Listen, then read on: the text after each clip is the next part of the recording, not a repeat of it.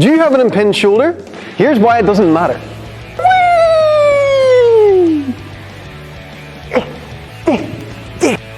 Hi guys, Tom Morrison here, and today I want to show you why shoulder impingement is not something that you're stuck with. For some reason, everyone can see a logical path if someone loses a lot of weight, and they can say, right, okay, diet and exercise, I understand how that works, and there's no problem with that. But for some reason, when it comes to the likes of movement, whenever someone runs into a problem like shoulder impingement, they assume that they're stuck with it and that it's not going to be changeable, and that is not the case. Shoulder impingement is basically a nipping sensation that you can get when you're trying to raise your arm above the head. So if Jenny raises up, she may feel that whenever she's trying to achieve this position, that she maybe can't get fully into the position, and she would get a pain if she puts her arm down for me, just in and around the front of the shoulder. So it just feels like there is no space. So what I want you guys to try with us is to just put your hand here and feel around for your collarbone, and then slide right to the end, okay? And at the very end, you have a little bone that's called the acromion, and from there, what I want you to do is just move your shoulder blade a little bit, and you'll feel how much that moves, okay? So if you're trying to raise your arm above the head, that is what you're running into basically. So you need to have a bit of subacromial space, ooh, big word, which basically means a bit of space between there and the bone for your arm to freely go above the head. Now there's two reasons. So if Jenny turns to the side for me, if we rob Jenny of her thoracic mobility and make her go, so a bit of a kyphosis, we round her upper back and she tries to raise the arm above the head, her shoulder blade is not going to be able to get down into a nice free position to actually achieve a good overhead position. But if we give her that back, she's actually able to get a nice overhead position. Also, if she has no control over her shoulder blades, basically what can happen is the shoulder blade can roll around, that little bone is connected to the shoulder blade, and you will get stuck. You will get that pinching sensation. You may not be able to get your arm above the head, or if you can, it can be just extremely painful, and it can really aggravate the tendons, and over time you can just end up with like annoying tendonitis or just constant pain, and it's just going to make you hate your shoulder training really. So how do we fix this? What Jenny's going to do is go down into an all-fours position. What we need to remember is that bones are controlled by your muscles, so you can progressively work on this over time. So what she's going to do is draw her elbow back as much as she can on one side first. Then she's going to rotate her upper back ever so slightly, keeping this hand planted down the ground until she feels a bit of a stretch in the ribs.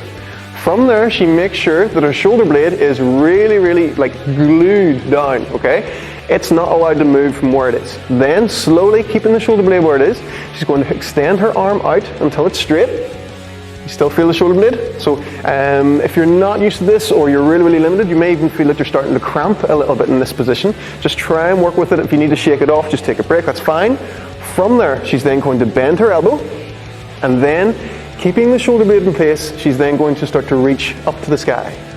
High five! She's going to reach up to the sky and then bring the elbow back down again. So she's trying to train her arm to move independently of the shoulder blade. The shoulder blade needs to stay where it is, and the arm needs to move freely, okay? So if you are very limited, okay, you may find that you can't fully get to a full straight locked out position, so just go out to the side a little bit.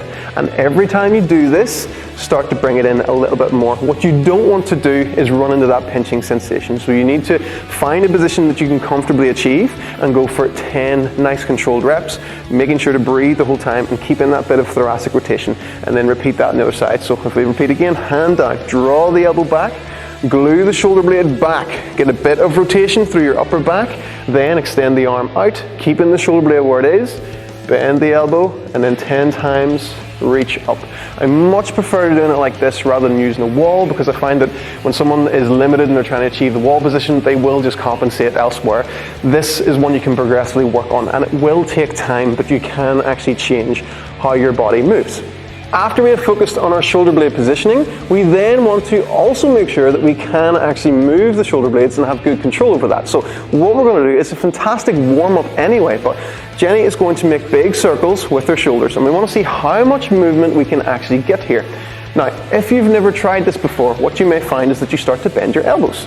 and you have no idea how to actually move your shoulder blades. So this is something that can really affect a lot of people's training. It can make them bend their arms too early when they're doing their lifts and put too much tension through the bicep, and again, it also means that they have no control over their scapulus, okay? So if you have no control here, if you don't know how to move something, then you also don't know how to not move it, and that is the secret to stability, okay? So you're basically, say you're doing an overhead carry, you're just trying to avoid all these little micro movements. So if you have more control over this and can do this really, really smoothly, then you're going to have better, healthier shoulders, okay? So do 10 in each direction, up, down, and around, going forwards, and then 10 backwards. Really, really good. And if it feels clunky at the start, or say it feels like really grindy, we don't want that, but the more you practice it, trust me, it will start to get better over time, and it will really start to feel really, really smooth as you're doing the motion, and you'll wonder what you ever did before this drill, to be honest. So it's a fantastic shoulder warm-up exercise as well.